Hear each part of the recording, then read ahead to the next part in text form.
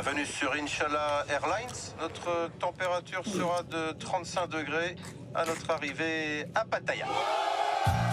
Bienvenue à Pattaya, mon frère.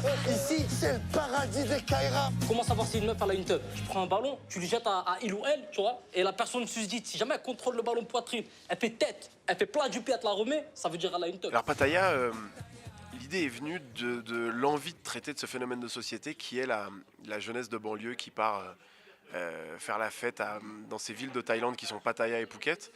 C'est un vrai phénomène de société. D'ailleurs, tous les grands magazines de télé, style enquête exclusive, ont fait leur sujet sur ce phénomène. Il y a la bourgeoisie française qui part au Cap Ferret, il y a les Américains, la jeunesse américaine qui part à Cancun, et puis nous, notre jeunesse de banlieue, que je connais parce que je suis issu de banlieue moi-même, elle part à Pattaya ou à Phuket. Donc je voulais faire un film qui parle de ça. Et puis, tout simplement, je voulais faire une comédie un peu d'aventure, une comédie un peu exotique, une comédie un peu d'action.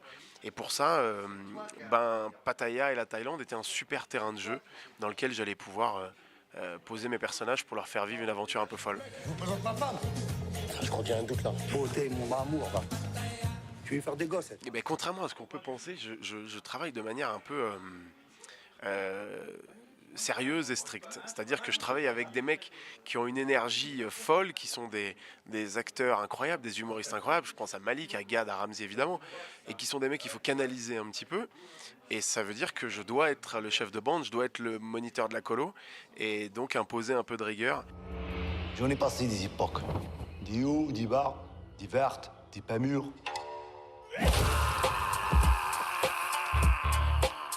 C'est Malik Bentala qui a fait le go-between, c'est-à-dire c'est Malik qui m'a dit, tu sais, Gad, il est réceptif au Kaira, il a aimé les Kaira, et il serait pas contre intégrer la bande. Donc si tu as quelque chose à lui proposer, réfléchis-y. Et puis j'ai eu l'idée de lui proposer mon méchant.